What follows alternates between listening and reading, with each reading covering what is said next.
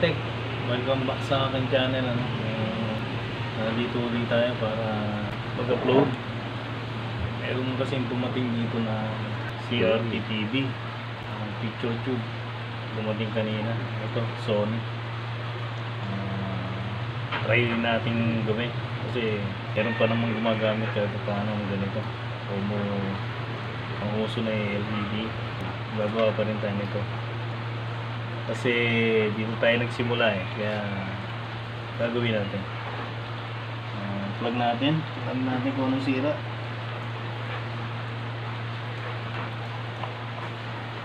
Ayan, power natin. So, ayan, pinawag ko na. Kaso wala siyang standby. Dapat ito may standby na pula. Wala siyang standby. So, ibig sabihin yun ang sira. Sabi kasi na may-ari, wala daw power. Pagpunta lang sila ng pantay, pagbalik nila, ayaw nang bumukas. Tingnan natin kung problema nito. Bagamat bihira na yung gumagawa ng ganito at nagpapagawa, meron pa rin naman. Kasi dito naman tayo nag-umpisa. Ang gagawin pa rin natin siya. Tara, tingnan natin kung saan yan.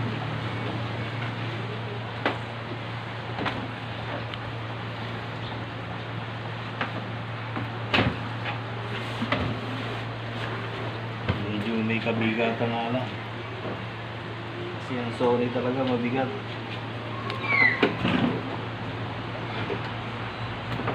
Saan natin?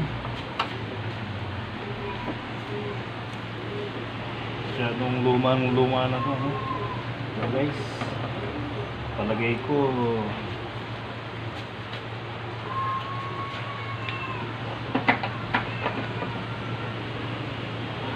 late 80s pa to.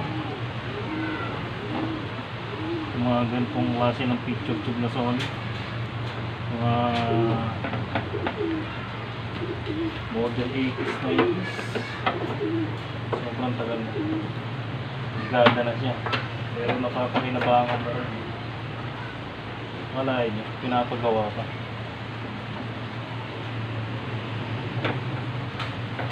Okay, dito naman tayo nagsimula sa picture tube. Huwag natin ismong, natin pag-ibig.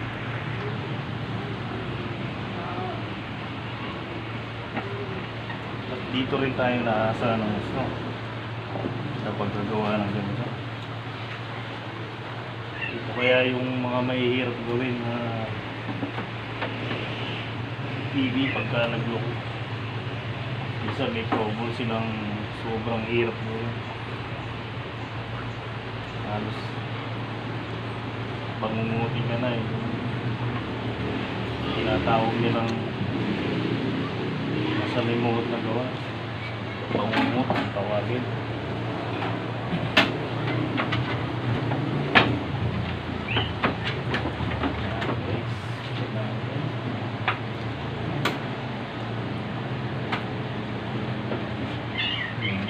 May kalutungan na itong kahan ito. Sobrang tagal na. Biyak na Ayan gumangangan. Nakangangan na yung takip. Ito guys grabe. Wow. Pwede ng tamnan. Pakita mo.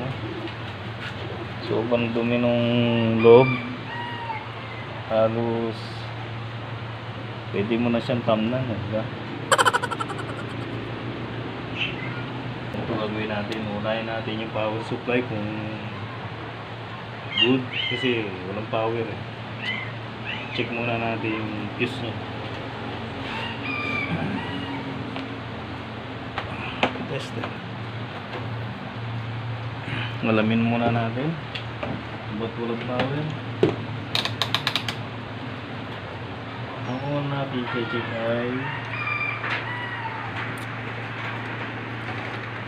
ay ang fuse. Ito yung fuse nya. Ito yung fuse nya guys, mga katek. Step by step tayo, no? Check natin ang fuse kung open, kasi kung open yan, maaaring may nag short sa power supply. Ngayon kung good naman siya, ibig sabihin walang problema yung power supply, okay naman yung power supply, buong fuse nya. Ibig sabihin may pumapasok na kuryente, maaaring wala lumalabas na kuryente sa secondary. Ito kasi yung primary nya, susukatan natin.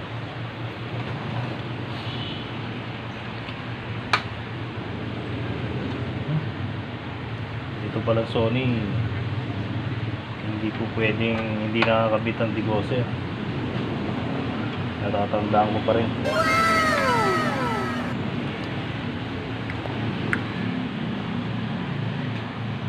Kasi bukas ko yung resistor nya. Ayun, maitim na nga yung resistor.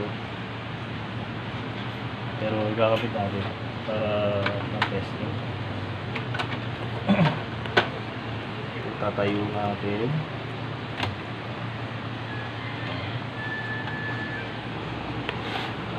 I-check natin kung bakit. Kahit walang power. So guys, tignan natin kung may secondary siya. Alam natin kung bakit wala siya power. So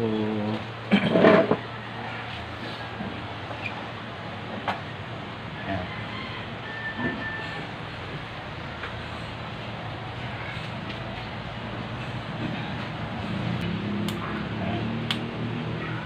Ay, i-plug ko yan.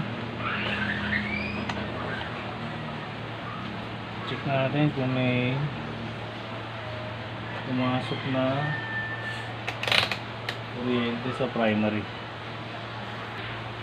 Oh guys, nilipat ko lang yung tester para makita natin. So i-ground ko itong negative nya. Check natin kung may pumasok na kuryente dito sa filter capacitor nya. Ayun guys, meron naman siya. May pumasok naman ng kuryente. Itong Sony, pag pinindot mo to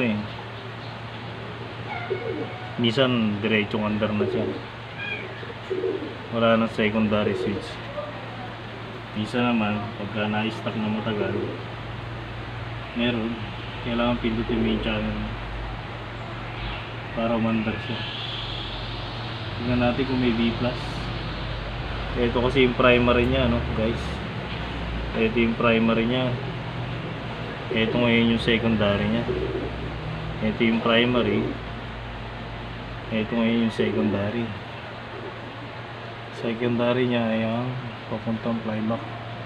Kasi ito yung pa-oscillating ng jungle system tsaka jungle. Mag-oscillate to flyback, bubukas ngayon sa TV. Kailangan may secondary. Kung wala secondary, ibig sabihin hindi nakakalabas yung kuryente. Check natin yung B+ nya. Ito yung B+ nya.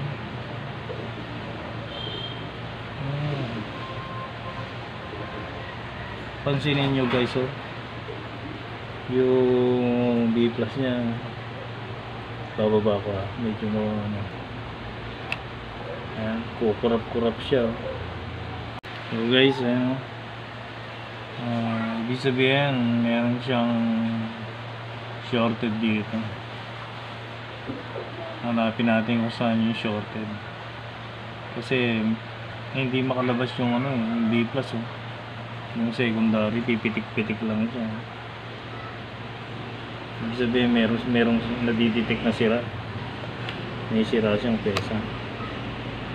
Ngayon alamin natin kung ano yung sira dito. Patayin natin. Punta tayo sa times 1. Mag-check tayo ng pyesa. Usually mga katek, mga guys, sa mga beginners, sa sobrang tagal ko gumagawa nito, pagka ganyang may problema yung secondary, unang-unang kine-check ko dito yung output. Yun yung horizontal output. Kasi pag nag-short yun,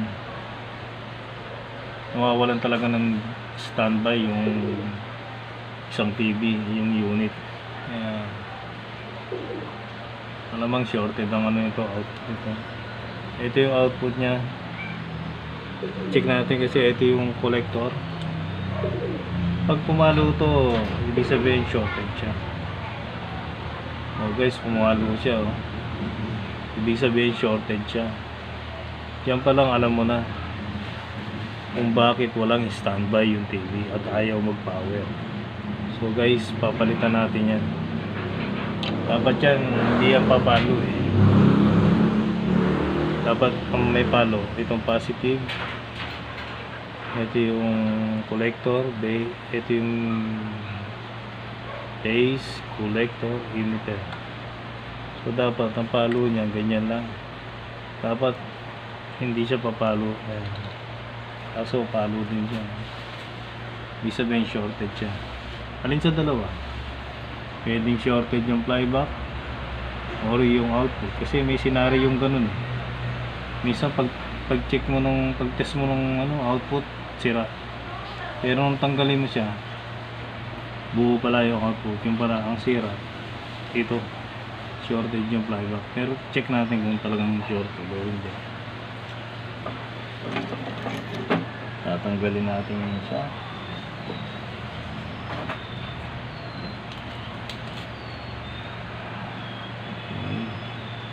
Just ko lang yung pangina. So guys, ito sobrang gandang gamitin itong aking panginang. May adjustable siya. Ayan. May adjustable siya. Magandang gamitin to guys, mga katek. In order ko lang sa Lazada to. Tsaka yung mga tip nya, maraming klase. Umorder na kayo sa Lazada. Guys, bunutin muna natin para sure yan. Doon nakapatay naman yung switch, pero bunutin pa rin natin. Tatanggalin natin ngayon itong output nya.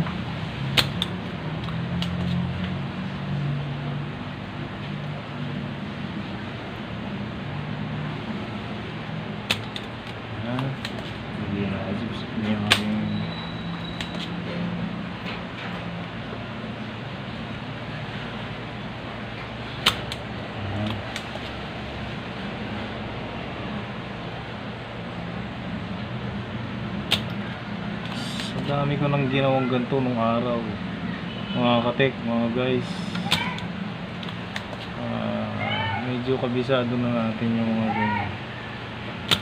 Kasi nga dito tayo nagsimula dito tayo naasa.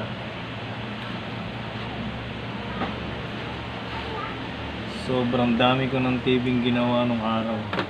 Yung picture tube pa ang kasagsagan. Talagang nung sila pa yung usong-uso nung araw. May malalaki pa nito, sobrang bibigat niya. Itong Sony, ibang bigat ng picture tube nito. May bakal kasi sa loob, malaki yung bakal. Tsaka magandang quality ng Sony talaga. Iba pag Sony. Isipin nyo ito, sobrang tagal niya. Talagang kulang na lang tamnan ng kamote. Diba? Tanggalin natin yung output. Kasi nga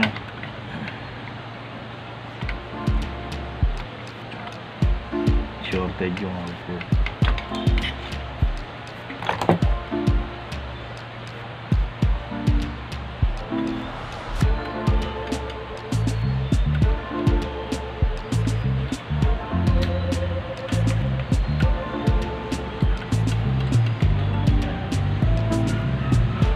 ito yung output niya, no? Ang karaniwang number niya talaga 1878. Mataas yan, guys. Mataas ang amperahe niya.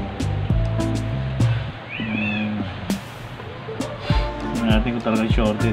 Pag pumalo, shorted talaga. Shorted nga talaga. Palo lahat. So, ibig sabihin, siya yung problema. Ito palang malalaman natin pag sinaksak natin, pag pinower, makikita natin lalabas na yung standby niya.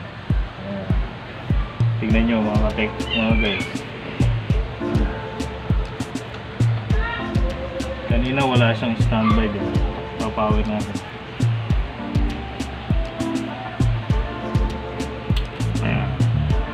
Ayun, nag-standby siya pero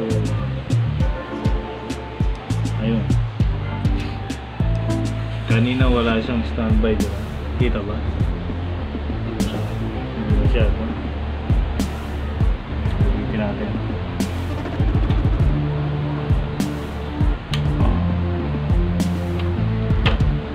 Ayan, power natin.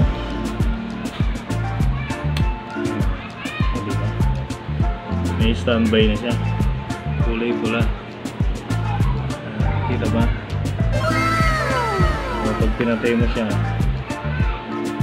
mawawala yung standby. Ayan. So ibig sabihin, nakakalabas na yung secondary niya. Check natin.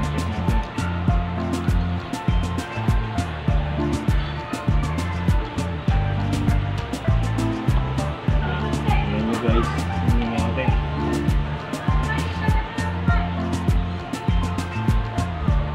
Malaman mo na may supply na siya.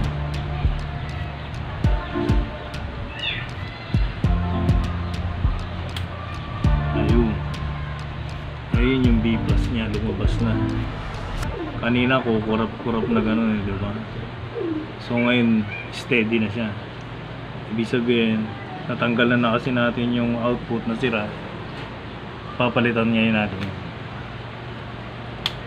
Okay. Nahanap tayo ng output. Meron pa ako mga natitirang output dito eh.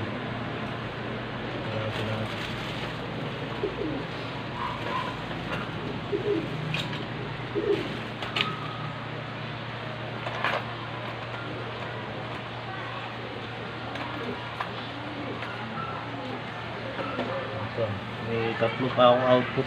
Usually itong mga output na to galing sa mga China to, regulator ng China to, ng China na TV na CRT. Mataas din siya, 5036, 5017, 5036. Check natin kung ano yung good.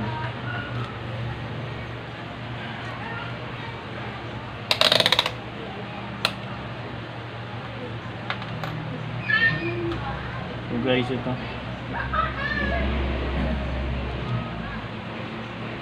yung output niya, no? Ayan guys, diba? Hindi siya shorted, walang short. Ang base niya, ito base, collector, emitter. So may mga output na ang base niya dito, tapos pag ginano mo, papalo din siya. Kinabrito, papalo rin siya. Pero ito, kung mga ang base ito nandito. Tapos ito. Ayan. So ito may damper. Yung ibang output kasi kabilaan ng palo. May palo dito, ayan. Dito may palo rin. Pero ito wala, kasi may damper siya. Ayan ang palo niya. Ang base niya ay negative. Ito yung base, negative yung base, collector, emitter. Ayan. So good siya. Ito, kitang-kita niya shorted. Palo lahat. Ayan. Ito ay kakabitan. Ano?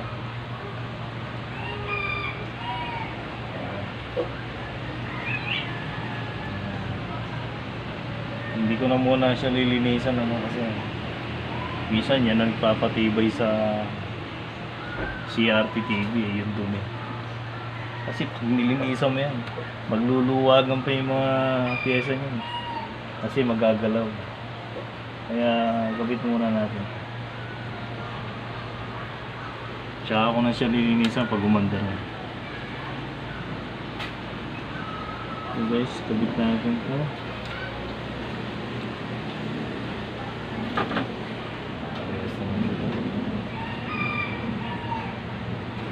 Kasi mga bunot ko lang din ito na sayang kasi original yung mga pag may nagpagawa ng picture tube may magagamit pa rin na malaking pakinabang kasi kung bibili mo to nasa dyan sa bilihan ng pyesa nasa 250 rin yan guys mga katek laking tipid pagka meron tayo kahit pa paano yung ibibili mo ng pyesa sa iyo na mapupunta. Mga katek, mga nagsisimula sa mga CRT pa lang, sa mga nagsisimulang mag-technician, maging masinop din kayo sa pagtatabi ng mga pyesa kasi minsan kakailanganin yan, lalong lalo na sa mga ganitong CRT. Kasi yung mga LED TV naman hindi naman masyadong matroubleshoot yan. Salpak ka lang ng salpak ng pyesa. Hindi katulad nito may kailangan magsukat ka ng kuryente para matrace mo kung ano yung nawawalang kuryente o kaya kung bakit may problema tulad nito. Walang power kasi shorted yung horizontal output. So guys, iinom na natin. Ayan.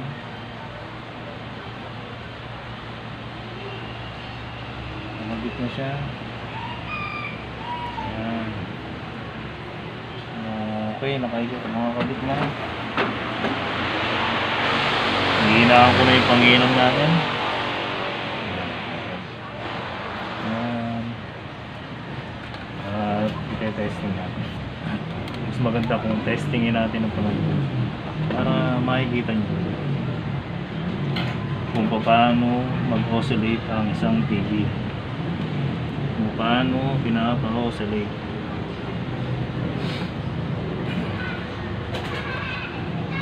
Guys, lagay ko lang sa ground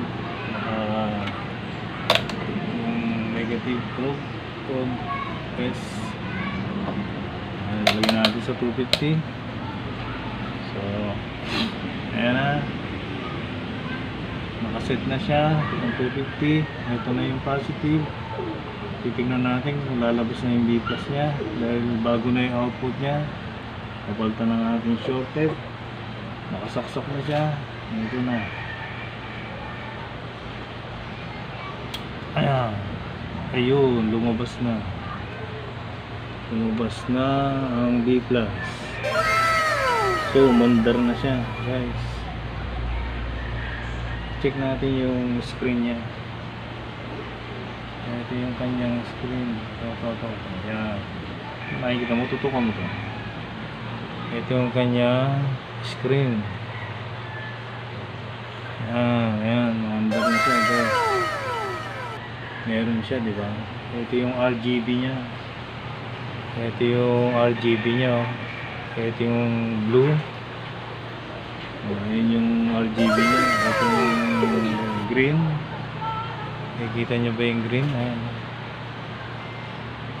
Ayan yung RGB green. Ito naman yung red. Pare-parehas naman sila ng palo. Ayan. Lilipat ko sa green. Lilipat ko sa blue. Ayan. Ito naman yung kanyang screen. Ayan. So ito ngayon yung B+. Ayan. Ito yung B+ nya. Ayan, B+ nya. 110, 120. Oh. Ayan, 110, 120. Yan ang B+ nya. So guys, buo na yung unit natin. Na-under na. Okay na siya. Yun lang yung nagisira nya, yung horizontal output. Ito yung collector. Ayan yung collector, kaduktong ng B+. So ayan. Ito yung collector. So guys, okay na. Buo na yung TV natin. Iharap na natin para makita natin yung harapan kung maganda pa ba yung picture nya. Okay pa. Kasi sobrang tagal na nitong picture tube na to. Katik, tira 2 dekada na. Pero galing niya, maandar pa rin siya. Alamat nasira lang yung output niya.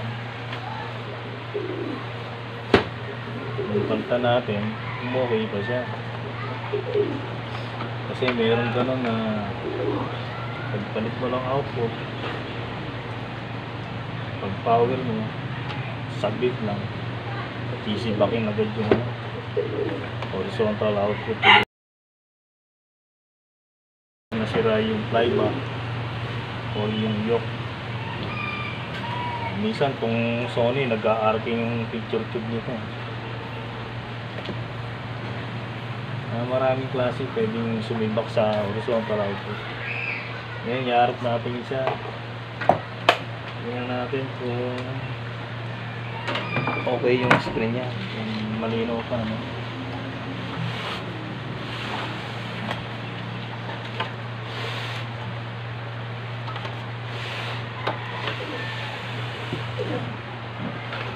Yes, ayun, nakaharap na siya.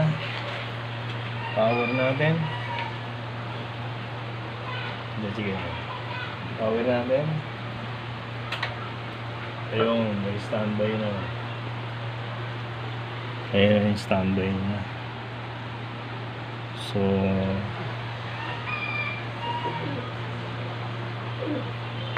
andar na yan.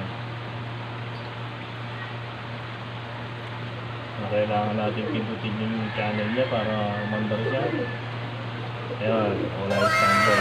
Sige, ayan, nag-sounds na siya.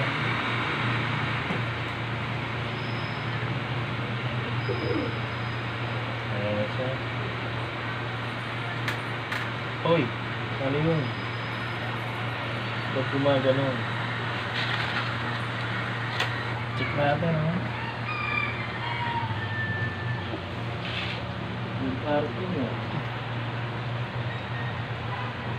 Parang may problema ang flyback.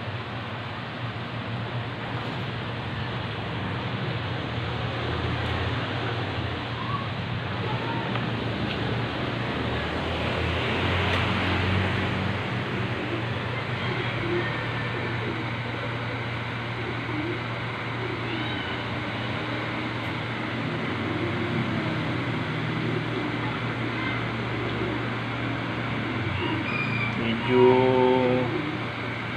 parang ano, may lumabas na kuryente dun sa, hindi natin alam kung flyback o kaya siguro nasira yung output ito.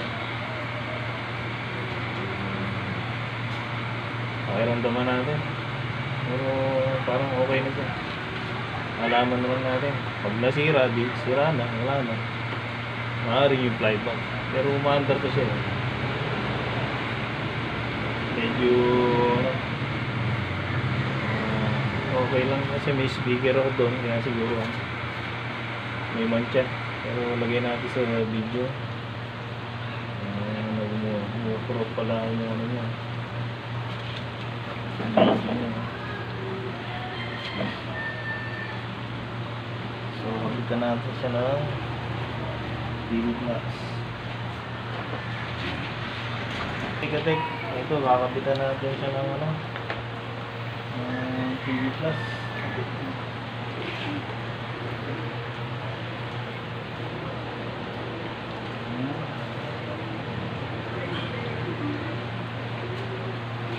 So guys,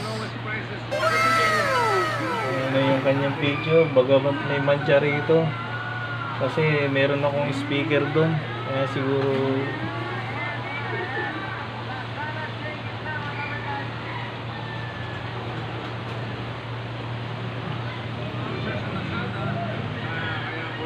medyo malamlam na yung picture niya. Ayan mga katik, oh. Ayan yung Sony. Medyo malamlam na yung kanyang picture kasi sobrang tagal na nito. Ilang dekada na.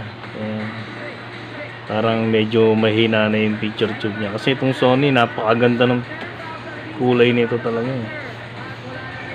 Pagka tinawag na Sony, sobrang ganda ng picture niya. Kaya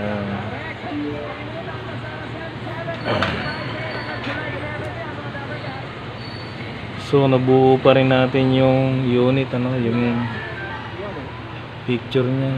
Ayan, bawasan natin ng tint kasi medyo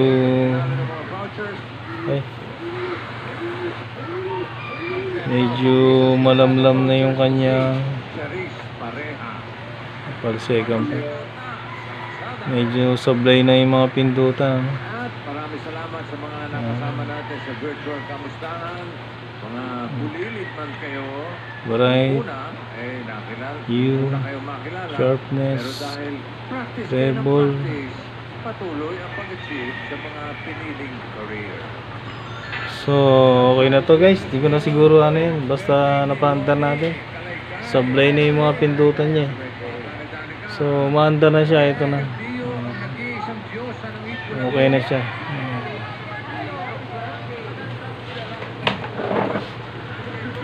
So mga katek, mga guys, nabuo na natin yung CRT TV na Sony. Kahit pa paano nagpapagawa pa rin ng ganito, siguro wag nating isnabin kasi wala pa silang pambili siguro ng LED, kaya pinapagawa pa rin nila to. Ito namang TV na to, dito tayo nagsimula.